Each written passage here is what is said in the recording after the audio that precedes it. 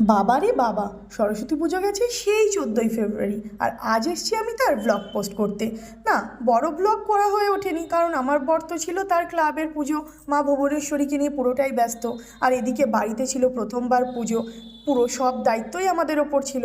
তাই পুরোপুরি আমরা একটু মেস্টাপই ছিলাম বলতে পারো। তবে ছোট একটা শর্টস করেছি, কারণ আমার সোনার হাতে খড়ি বলে কথা। চলো তোমরাও দেখে নাও।